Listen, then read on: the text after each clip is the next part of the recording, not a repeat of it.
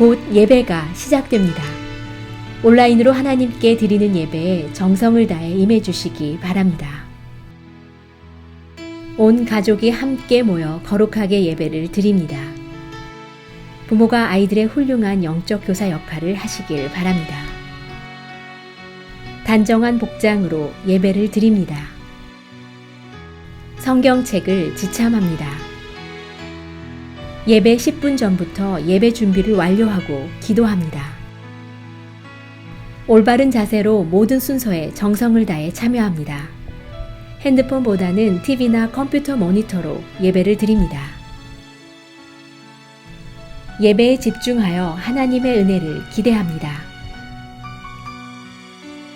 헌금은 정성껏 준비해서 우편으로 보내시거나 직접 교회 사무실 헌금함에 봉헌합니다. 나 예수가 좋다오. 나 예수가 좋다오. 주를 사랑한다고 베드로 고백처럼 나 예수를 사랑한다오. 많은 사람들 참된 진리를 모른 채 주님 곁을 떠나갔지만 내가 만난 주님은 참 사랑이었고 진리였고 소망이었소.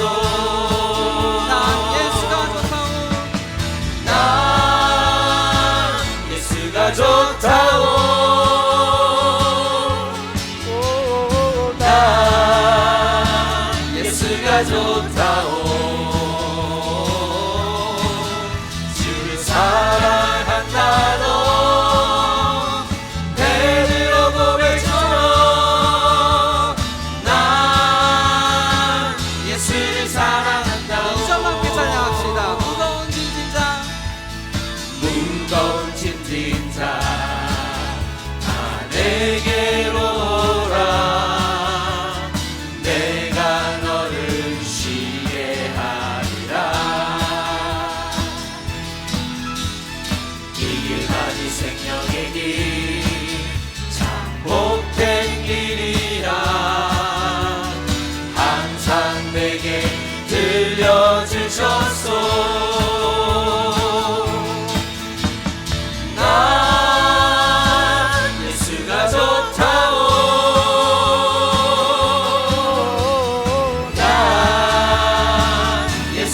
좋다오. 주를 사랑한다고 베드로 고백처럼 나 예수를 사랑한다고. 난 예수가 좋다오.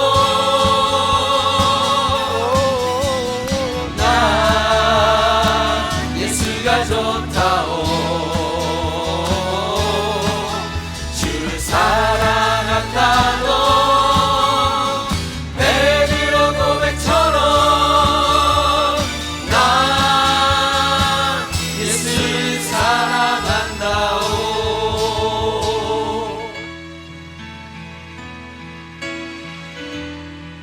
길이요 진리요 생명이신 하나님 아버지, 영광과 존귀와 찬양을 올려드립니다.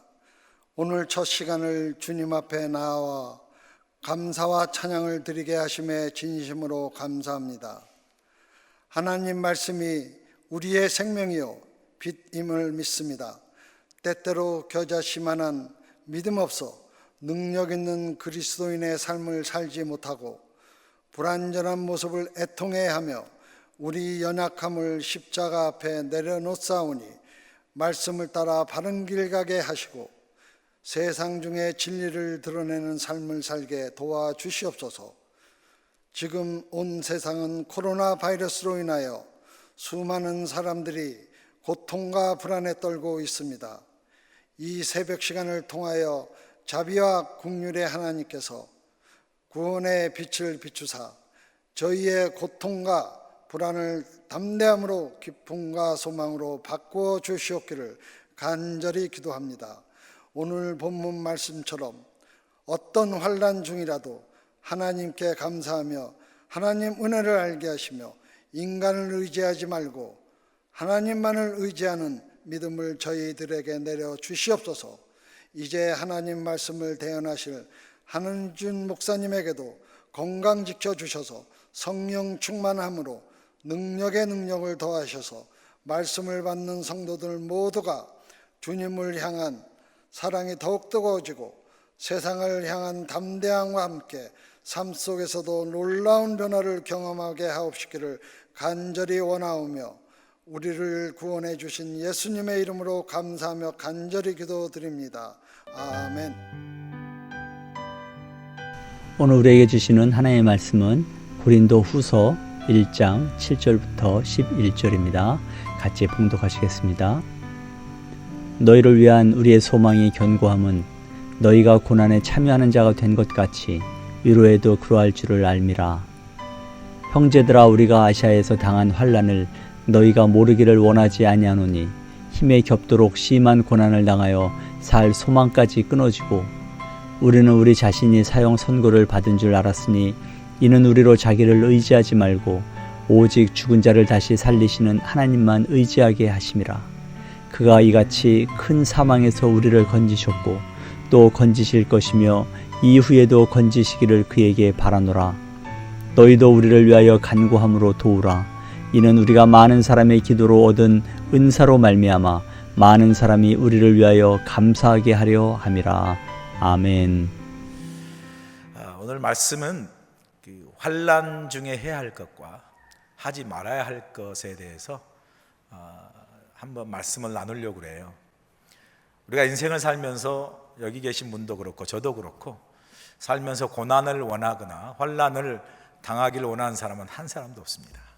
우리가 살면서 다 좋은 일만 있고 행복한 일만 있기를 원하지 어느 누가 고난과 환난을 당하기를 원하겠어요. 근데 여러분, 우리가 저도 이제 50평생 이상 살아와 보니까 또 여러분도 삶의 나이에 맞게 살아와 보시면 우리가 원하는 대로 모든 삶이 그렇게 좋은 일만 있고 행복한 일만 있는 건 아니죠. 원치 않아도 우리 속에 환난을 경험하고 또 살면서 고난을 경험합니다. 여러분이 그렇게 환난과 고난을 경험해 오면서 사실 우리가 결혼이나 아이를 키워보면 준비돼서 결혼하고 준비돼서 부모가 된 게 아니잖아요. 때가 돼서 결혼하다 보면 자충우돌하고 결혼생활하고 아이가 아이를 낳아가지고 키우는 일도 많아가지고 어떻게 할지 모르다가 하나 날 때는 진짜 이게 어떻게 해요? 막 죽는 줄 알다가 한 5명 나면 그냥 울어도 눈 깜짝 않고 자고 이런 이제 노하우가 생기지 않습니까? 그런 것처럼 우리가 참 준비되지 못하고 이렇게 혼란을 지나오고 그러면서 인생을 배울 때가 많습니다. 그럼에도 불구하고 오늘 말씀을 통해서 다시 한번 지나온 환난도 한번 돌아보고요. 혹시 우리 삶 속에 우리가 원치 않아도 우리에게 어려움이 당했을 때 우리가 어떻게 하는 게 정말 믿음의 자세로 그리스도를 승리할 것인가. 환난 당했을 때 먼저 하지 말아야 될 것부터 한번 생각해 보죠. 환난 당할 때 우리가 하지 말아야 될 것, 고난 당할 때 하지 말아야 될 것이 첫 번째가 절대로 절망하지 말아야 된다. 절대로 절망하거나 낙심하지 말아야 된다. 오늘 본문에 보시면 이런 말씀이 있습니다. 형제들아, 우리가 아시아에서 당한 환난을 8절입니다. 형제들아, 우리가 아시아에서 당한 환난을 너희가 모르기를 원하지 아니하노니 힘에 겹도록 심한 고난을 당하여 살 소망까지 끊어지고, 그런 말이 나오죠. 그러니까 지금 사도 바울이 고린도 교회를 향해서 내가 너희들에게 내가 당한 환난, 내가 당한 고난을 알게 하기를 원하는데, 내가 당한 이 고난과 환난이 어느 정도냐면 그 고난과 환난이 너무 심해가지고 살 소망까지 끊어질 정도로, 거기서 멈추지 아니하고 9절까지 넘어가면 우리는 우리 자신이 사형 선고를 받은 줄 알았으니, 그러니까 사도 바울이 당한 고난을 정확히 본문에서 이것이라고 말하지 않았어요. 분명한 것은 그가 복음을 전하다가, 예수 그리스도의 부활의 그 복음을 전하다가 당한 고난을 이야기하는 거죠. 이제 우리가 사도행전을 주일날 말씀을 보면서 강의 말씀을 계속 들을 텐데, 사도 바울이 복음을 전하다가 당한 고난, 매도 맞고 굶주리고 뭐 강의 위험과 사막의 위험과 뭐 맞아가지고 죽을 뻔한 위험과 너무나 많은 고난을 경험해요. 그 중에 하나일 수도 있겠죠. 자기의 어떤 또 육체에 가시가 있어가지고 너무 고통스러웠잖아요. 그러니까 질병일 수도 있고, 또 복음을 전하다가 맞아서 혹은 굶거나 여러 옛날에는 안전지대가 없었기 때문에 산을 넘다가도 맹수에 죽을 뻔했다라고 고린도서 15장에도 나오고요. 그런 분명한 아주 심한 고난을 경험했다. 근데 그 고난을 두 가지로 아주 그냥 강렬하게 표현하죠. 살 소망이 끊어졌고 내가 사형 선고를 받은 것 같다. 이걸 다른 말로 표현하면요, 아주 절망적인 상황이 있었다는 거죠. 그러니까 살 소망이 끊어졌다면 뭐예요? 절망이라는 거죠. 여러분, 사형 선고를 받은 사형자가 이제 죽을 날을 기다렸을 때 그 사람에게 무슨 소망이 있겠어요? 절망이죠. 여러분, 유명한 실존주의 철학자 키에르케고르가, 여러분 잘 들어보셨죠? 절망은 죽음에 이르는 병이다 라고 이야기했어요. 사람이 딱 절망하잖아요. 그러면 그 절망의 끝자락에서 꼭 생각하게 되는 게요, 그냥 죽어버려야지. 죽음을 생각해요.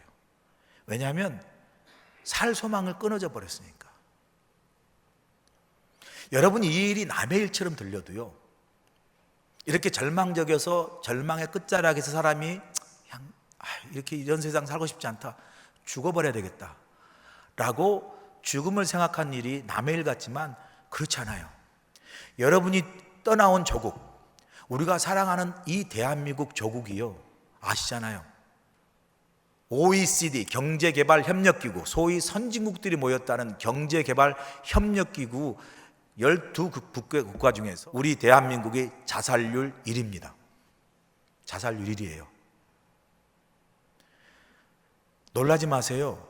하루에 한국에서 40명이 자살합니다. 하루에 40명이 자살해요. 생각해 보세요. 하루에 40명이라는 사람이 스스로 목숨을 끊는다는 거죠. 그래서 여러분, 남의 일 같아도요, 꼭 대한민국만도 아니에요. 우리 주위에, 우리는 알지 못하지만 어떤 사람은 정말 삶의 소망까지 끊어져서 정말 죽음을 생각할 수 있는 상황까지 빠져 있는 사람이 많아요. 꼭 먹을 게 없고 그냥 사업이 망해서 어떤 그 심한 질병, 그런 고난을 떠나서도 우리 주위에 흔히 발견되는 우울증 같은 감정적인 질병이나 어떤 삶의 여러 가지 일로 자살을 생각하는 사람이 많다라는 거죠.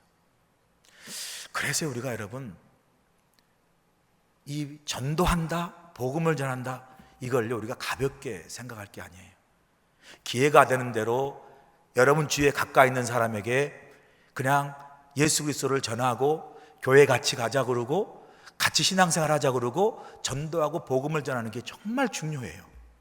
우리가 모든 사람들의 그 삶의 내용들을 속속이 알 수가 없어요. 그러나 어느 순간에 우리가 기회가 되는 대로 복음을 전하고 그리스도를 전하고 이 하는 게요, 어떤 사람에게는 절망의 끝자락에서 마지막 남은 소망을 붙잡는 중요한 계기가 될 수 있다는 거예요. 제가 한번 여러분 소개했던 기억이 나는데 혹시 기억나는지 모르겠어요. LA에 있는 온누리 교회에 유진서 목사님이라 계세요. 지금 이제 부산의 큰 교회로 아마 2년 전에 이제 한국으로 들어가서 목회하는데, LA 온누리 교회도 큰 교회죠. 근데 그분이 설교하는 중에 제가 이런 말씀을 들었어요. 그분이 어느 날 목회하는데 뉴욕에서 편지가 하나 왔더래요. 이름을 보니까 전혀 모르는 사람이에요. 이 사람이 누군가 하고 편지를 이제 이렇게 뜯어보니까 편지가 아주 길게 써졌다는 거예요. 그래서 읽어보니까 나는 어느어느라는 사람입니다. 이 사람 모르겠는 거예요, 누군지. 그런데 편지를 읽어보니까 제가 어느 날 썬데이에, 주일에 목사님 교회에서 예배를 받습니다. 그런데 그 예배를 드리는 가운데 예배를 통하여, 그리고 목사님의 설교 말씀을 통하여 내가 내 인생을 끝내고 자살하려고 했던 내 삶을 돌이켜서 다시 살게 되는 소망을 얻었습니다. 힘을 얻었습니다. 그리고 쭉 읽어본 편지의 내용을 보니까 이거예요. 뉴욕에서 사업을 하신 분이야. 근데 뉴욕에서 사업을 다 이제 망해서 빚을 많이 졌어요. 그래서 LA에 와가지고 LA에서도 어떻게든 사업을 읽어보거나 어떤 다시 자신의 사업을 새롭게 어떻게 이 망해버린 사업을 일으켜서 빚도 갚고 어떻게 살아볼 길을 잡아보려고 LA에 온 거예요. 뭐 LA에 지인도 있을 거고 여러 가지 상황을 돌아보느라고 아마 한 달 가까이 LA에 체류를 한 거예요. 이제 편지 내용이 보니까. 그런데 한 달 동안 여러 사람도 만나보고 모든 상황을 다 보는데 그 사람이 내린 결론은 여기도 가망이 없구나. 여기도 가망이 없구나. 다 돌아봐도 희망이 보이지 않는 거예요. 그래서 자신이 안 되겠다. 내가 이제 뉴욕 돌아가면 내가 이제 목숨을 끊어야 되겠다. 가족들한테 잘 유언을 써서 내가 목숨을 끊어야 되겠다라고 마음을 다 정하고, 그리고 가기 전에 아마 그 사람이 벨리 쪽에 묵었던 모양이에요. 마음이 참 얼마나, 여러분 자살을 생각한다고 생각할 때 얼마나 마음이 착잡하겠어요. 그러다가 그 주일날 우연히 온누리교회를 간 거예요. 근데 마침 유진수 목사님께서 설교를 아마 이스라엘 백성들이 그 홍해 앞에 서가지고 여러분 아시잖아요. 출애굽했는데, 하나님께 출애굽시켰는데, 그래서 이제 도망가는 딱 그 순간에 홍해가 가로막잖아요. 근데 홍해가 가로막아서 어떻게 건너갈 건가도 걱정이지만, 문제는 그 도망가는 노예를 마을 밖에서 다시 노예로 잡으려고 그 바로의 장군들이 군대를 이끌고 이 노예를 추격하러 오는 거예요. 그러니까 앞에는 홍해고 뒤에는 바로의 군대들이 오는데 얼마나 절망적이에요. 근데 내용은 즉슨 여러분 다 아시는 대로 하나님께서 역사하셔서 그 홍해를 가르는, 그래서 그 앞뒤가 절벽으로 다 맞춰서 사망이다, 절망적인 상황에서 하나님께서 홍해를 가르시고 길을 여셔서 그걸 건너고 살 길을 마련해 주셨다, 이런 내용의 설교를 한 거예요. 근데 참 놀랍죠. 우리가 어떨 때는 감동이 없으면요, 그 설교 들어도 아무런 감동 없이 가요. 뭐 그랬나 보구나, 하나님이 뭐 홍해를 갈랐나 보지, 또 저거 아는 스토리인데 이렇게 하고 넘어갈 수 있는데, 하나님은요 한 사람 한 사람의 영혼을 참 귀하게 여겨요. 그때 그 사람에게는 정말 하나님이 그 목사님을 통해서 주신 그 말씀이, 그 자살을 결심하고 죽겠다고 한 그분에게는 생명의 메시지로 다가온 거예요. 생명의 메시지. 내가 지금 그야말로 이스라엘 백성과 같은 상황이고, 앞에는 홍해고 뒤에는 그 모든 군사들이 오는데 캄캄한 절벽이잖아요. 그런데 하나님께서 가르셨다, 길을 내셨다. 그때 이 사람이 그 말씀을 듣고 감동을 받은 거예요. 그래, 지금은 절망이지만 오늘 주신 말씀대로 하나님께서 길을 내신다니까 다시 시작해보자. 그리고 이분이 뉴욕 가서 자살을 포기하고, 자살을 포기하고 다시 살기로 결심하고 다시 사업을 바닥부터 다시 시작해가지고 고생했겠죠. 그런데 그 사업을 다시 일구어서 다시 그 모든 빚을 청산하고 사업을 새로 세운 거예요. 세우고 난 후에, 그때 시간이 얼마나 흘렀는지 몰라, 세우고 난 후에 그 시간을 잊지 못해서 유진수 목사님에게 편지를 쓴 거예요. 뉴욕에 오시거든 꼭 한번 들려주세요. 내가 이런 사람입니다. 여러분, 어떤 사람에게는 살소망이 다 끊어지고 사형 선고 받은 사람 같아가지고 절망된 상태에는 자살을 생각하죠. 그런데요, 복음이 들어오고 희망이 생기면요, 자살이 뒤집어져요. 자살이 뒤집어지면 어떻게 되죠? 살자. 얼마나 놀라운 일이에요. 자살을 한 번만 뒤집으면 살자예요. 근데요, 그 절망의 끝자락에서는요, 그 뒤집을 힘이 없어요. 뒤집을 힘이 없어. 그 생각을 뒤집을 힘이 없다니까요. 우리는 편안하고 우리는 이렇게 있을 때 아유 그 사람 지독한 사람이야, 어떻게 스스로 목숨을 끊을 생각을 했어, 지독해 어떻게 자살을 하냐, 이렇게 해서 우리는 이야기할 수 있잖아요. 근데요, 절망의 끝자락에 있는 사람은요, 그 생각을 뒤집어서 살자라는 생각이 안 생긴다니까요. 그 뒤집을 힘이 없어요. 근데 우리가 누군가에게 복음을 전해요. 혹시라도 누군가의 절망의 끝자락에서 정말로 여러분이 따뜻한 말로 그래 한번 갑시다, 교회 갑시다, 당신을 위해서 주님이 당신을 사랑합니다, 이런 복음을 전하는 말 한마디가 스스로는 그 생각을 뒤집을 수 없지만 주님께서 주시는 복음의 능력은 그 사람의 생각을 뒤집을 줄로 믿습니다. 뒤집어지면 살자는 거예요. 살자는 거예요. 절대로 우리가 낙심하지 말아야 될 거죠. 낙심하지 말아야 될 거예요.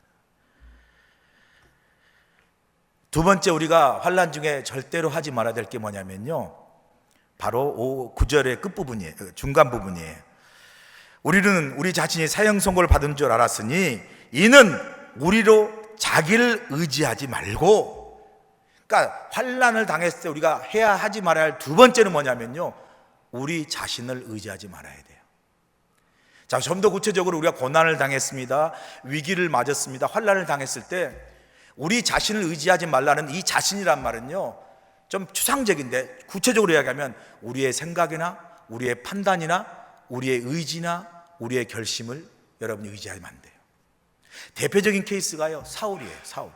대표적인 케이스가 사울인데, 사울 왕이 여러분 사무엘상 13장에 가면 사울 왕이 위기를 당합니다. 그 위기를 당한 상황이 어떤 상황이냐면요, 블레셋이 이렇게 사울의 왕이었을 때 이스라엘을 쳐들어 올라와요. 근데 그 블레셋을 쳐들어 올라왔을 때 그 블레셋 군대가 성경에 보니까 해변의 모래처럼 새까만 군대가 올라왔고, 그 병거나 그 마병들이 뭐 10,000개 이상으로 이스라엘 백성의 군대하고 비하면 이 게임이 안 되는 거예요. 그래서 사실 붙으면 바로 어떤 의미에서는 이스라엘 그 사울 왕국, 이스라엘 왕국이 그냥 뭐 전혀 싸워보지도 못하고 멸망될 수 있는 그런 위기의 상황이었어요. 자, 그럴 때 여러분 잘 아시는 대로 이 사울이 이제 염려하고 두려우는 가운데 전통대로 사무엘이 제사장으로 있었고, 이스라엘 백성은 전쟁 나가기 전에 반드시 하나님께 번제를 드리고 그 다음에 하나님의 힘을 힘입어서 싸움을 나가게 돼 있는데, 막 위기적인 상황에서 마침 이 제사장인 사무엘이 그 자리에 없어서 다른 곳으로 가 계신, 그리고 떠날 때 내가 7일 만에 돌아오겠다 그러고 간 거예요. 자, 그런데 7일이 다 돼서도, 지금 블레셋 군대는 쳐들어왔는데 7일이 다 돼서도 사무엘은 오지 않아요. 그 다음에 그 무수한 군대들이 쳐들어오니까 이스라엘 백성과 군대들은 다 두려워해가지고 도망가기 시작해요. 그 다음에 그 도망간 뿐만 아니라 이스라엘 그 블레셋 군대가 금방 쳐들어올 것 같아요. 그래서 사무엘이 어떻게 합니까? 그 위기와 고난의 상황에서 자기가 판단해요. 안 되겠다, 기다려도 사무엘은 오지 않고 제사장 오지 않으니까 내가 번제를 드리고 그냥 군대에 나가서 싸우든지 해야 되겠다라고, 그냥 자신이 율법에 절대로 제사장 외에는 번제를 드릴 수 없음을 분명히 율법에 기록되면서 불구하고 그 고난과 위기의 상황에서요, 사울이 판단해가지고 자기가 제사를 드려버려요. 번제를 드려버려요.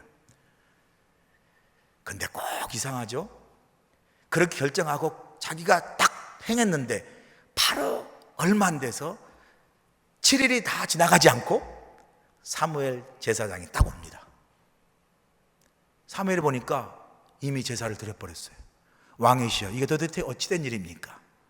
왕이 3가지 변명을 하죠. 아까 말씀드린 대로 지금 당신이 7일 만에 오지 않았고, 그리고 이스라엘 백성 군대들이 무서워서 도망가고, 그리고 저렇게 군대가 쳐들어오면 우리가 망할 것 같으니까, 다 맞는 변명이에요. 자기 판단이 맞다고 생각하고 자기 결정이 맞다고 생각해서 그래서 그렇게 결정해서 한 거예요. 사무엘이 분명히 합니다. 왕이시여, 당신이 악한 일을 행했습니다. 하나님께서 하지 말라는 명령을 불순종해서 악한 일을 행했기에 당신의 왕위는 이제로부터 계속되지 못한다라고 분명히 말씀하세요.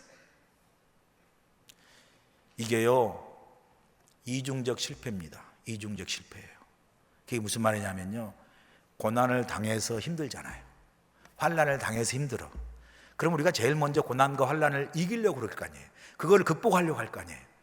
근데 이상하죠. 고난과 환난을 당하면 우리로 하여금 우리 스스로 판단해서 이기고 바른 결정을 하면 좋은데, 사람이 실수에 실수를 거듭한다고요. 위기가 오고 고난이 당하면요, 오히려 그럴 때 냉정하게 믿음을 가지고 처리하기보다도 내 마음이 앞설 때가 많아요. 그래서 또 잘못된 결정을 해요. 그래서 이중적으로 우리의 삶이 무너질 때가 많아요. 여러분, 그래서 우리가 이제 넘어가야 돼요. 그러면 환난을 당할 때 해야 할 일이 뭔가? 바로 이렇게 말씀하잖아요. 9절 후반부로 보니까 우리로 자기를 의지하지 말고, 그 다음이 중요하죠. 환난 당할 때 우리가 해야 할 거, 오직 죽은 자를 다시 살리시는 하나님만 의지하게 하심이라. 10절, 그가 이같이 큰 사망에서 우리를 건지셨고 또 건지실 것이며 이후에도 건지시기를 그에게 바라노라. 환난과 절망 중에 우리가 제일 먼저 해야 될 게 뭐냐면요, 하나님만 의지하고 하나님만 믿는 거예요. 너무나 뻔한 말씀 같지만요, 우리가 너무나 잘 아는 말씀인데도 이상하게 환난당하고 고난당하면요, 우리 생각이 막 앞서 버려요. 우리가 기도할 때 말씀보다 앞서지 않고 하는 그런 말씀처럼, 우리가 환난을 당하고 위기를 당할 때요, 하나님만 의지하고 하나님만 믿으라고 말씀에도 불구하고 이게요, 우리 머릿속에만 남아있고 실질적으로 그렇게 하지 못할 때가 많아요. 이거 훈련하셔야 돼요. 힘들면 뜨거 해서 바로 우리가 할 수 있는 방법으로 하고자 하는 우리의 본성이 있는데, 그럴 때일수록 우리가 멈춰서 기도하시고 멈춰서 그 환난 속에서 하나님 내게 말씀하신 게 무엇인가를 믿음으로 고하고, 그리고 환난과 믿음 그 상황 속에서 막 그 문제 때문에 힘들어가지고 두려워하고 요동하면서 정신 못 차리고 그러지 않고, 오히려 환난 가운데서도 하나님이 나와 함께 하시고 내가 하나님을 의지하고 이 환난을 잘 지나가면 하나님이 나를 도우셔서 승리하게 하실 것이다 라고 하나님을 의지하고 하나님을 믿는 그런 훈련을 여러분 삶 속에서 실제적으로 살아내고 훈련할 수 있기를 간절히 축원합니다. 이 정말 중요해요.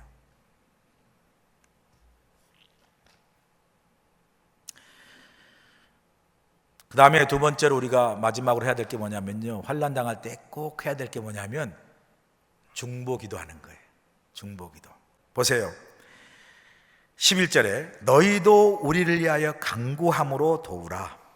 이는 우리가 많은 사람의 기도로 얻은 은사로 말미암아 많은 사람이 우리를 위하여 감사하게 하람이라. 감사하게. 무슨 말이에요?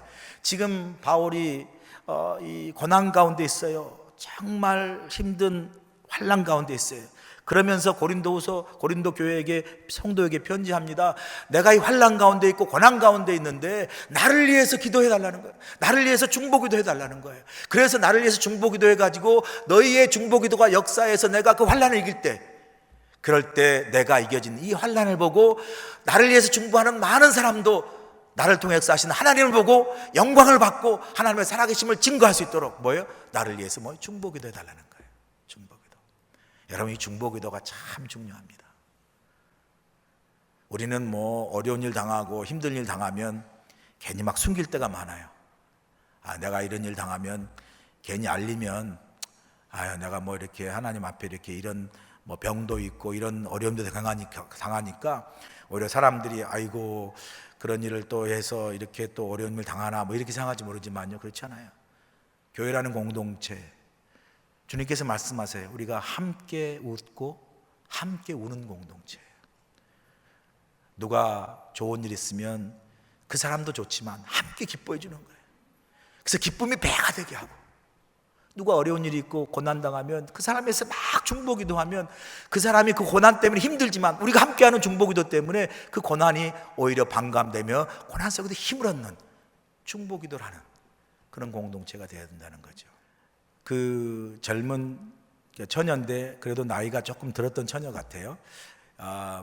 지금으로 하면 30대 정도 돼서 이제 결혼을 빨리 해야 되는데, 어머님이 이제 아버님은 돌아가시고 어머님이 나이가 들으셔서 이제 얼마 안 있으면 돌아가실 수 있는 그런 상황이 되니까 자식들에게 재산을 미리 좀 나눠줬다고 그래요. 근데 다른 자식들은 다 결혼해서 가정을 가졌기 때문에 이제 나눠주지만 이 막내딸은 결혼을 못했대요 아직.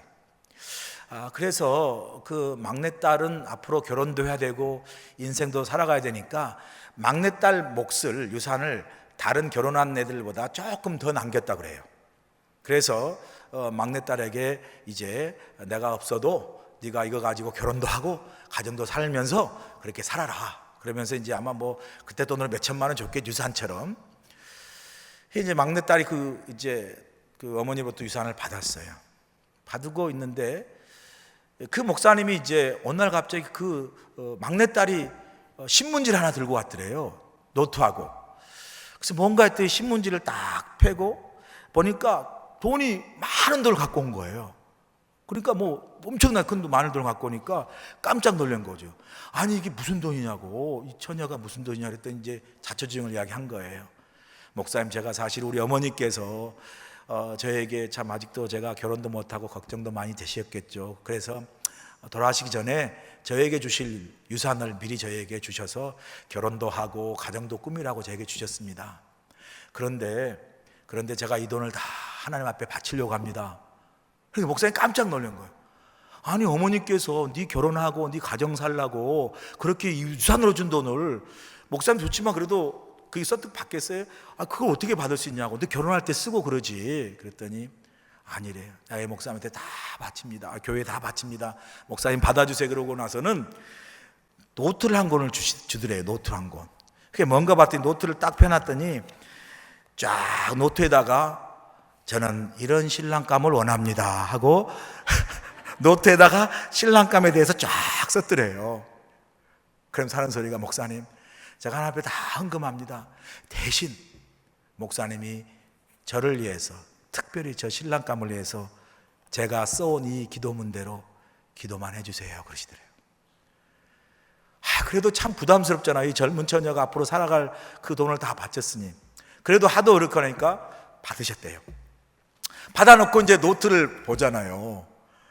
근데 이제 목사님 새벽마다 기도하는데 얼마나 부담스럽겠어요. 근데 다 외우지를 못하겠더래요. 많아가지고 그거를. 그래서 새벽 기도할 때마다 노트를 펴가지고 그냥 읽었대요. 잘생기고 믿음 좋고 뭐 이런 식으로 쫙 읽었대요. 그러기를 생각해 보세요. 목사님 얼마나 부담스럽겠어요. 매일 그렇게 그 노트를 가지고 읽었대요. 그런데 어느 날 갑자기 부산에서 자기가 아는 뭐 권사님인가 장로님, 그분이 전화를 하셨더래요. 그래서 웬일이시냐고 그랬더니 목사님, 제 막내아들이 있는데 아직 막내아들이 결혼을 못했습니다. 좋은 처자가 있으면 좀 소개시켜 달라고. 그때 목사님 어떻게 했어요? 할렐루야, 좋은 처자가 있다고. 그래가지고 그 처자한테 전화해가지고 빨리 미장원 가서 머리 벗고 뭐 좋은 거 입어가지고 빨리 오라 그래가지고 딱 두 사람만 내려갔다 그러잖아요. 근데 남자 쪽에서는 그냥 온 식구가 다 나왔더래요. 호텔로. 그래 이제 선을 보는데 이런저런 이야기 할 거 아니에요. 그런데 결론적으로 뭐예요? 그날 그 자리에서 우리 며느리를 받겠다 그랬다는 거예요. 그러니까 그 남자도 좋아하고 부모도 다 좋아해가지고. 근데 문제가 있잖아요. 뭐예요? 목사님 그러셨대요. 이 처자는 사실은 결혼 자금을 다 교회에 바쳐가지고 결혼할 돈이 없다고 그러니까, 그러면 그 사람들이 그러면 좋지만 물릅시다 그러더래요. 물르자고. 그랬겠어요? 안 그랬겠어요? 돈 필요 없다고. 그냥 오기만 하면 된다고. 그래서 결혼했다는 이야기. 할렐루야. 여러분 참 이게 웃은 일 같지만요, 저는 그 말 들으면서 중보기도가 이래요. 여러분, 우리가 누군가를 위해서 기도하고 그 사람, 사실 중보기도는요 우리가 다른 사람에게 줄 수 있는 우리의 가장 큰 사랑이에요. 중보기도 해야 돼요. 중보기도. 저를 위해서도 좀 기도해 주시고, 우리 교회를 위해서 기도해 주시고, 우리 장로님들을 위해서 기도해 주시고, 우리 미래비전, 우리 바로 또 새로 세워질 신임 장로들 많은 분들 기도해 주세요. 여러분만 기도하지 말고, 중보기도는 여러분만을 기도하는 게 아니라 교회와 나를 떠난 다른 나라, 그리고 하나님께서요 반드시 중보기도를 통해서 들으실 뿐만 아니라 놀라운 사실은요, 우리가 남을 위해서 기도하다가 내 문제도 다 풀리는 역사가 일어날 줄로 믿습니다. 이게 하나님의 역사예요. 우리 교회가 나의 강구도 중요하지만 함께하는 많은 믿음의 식구에서 막 기도할 때, 막 기도하다가 내가 은혜 받고 그 은혜 속에 막 내 문제도 풀리고, 그래서 하나님께서 모든 역사에서 하나님의 회복과 치유 역사가 우리 교회에 풍성하는 귀한 축복의 우리 그리스도나 감리교회 우리 모두가 되시길 주님과 간절히 축원합니다.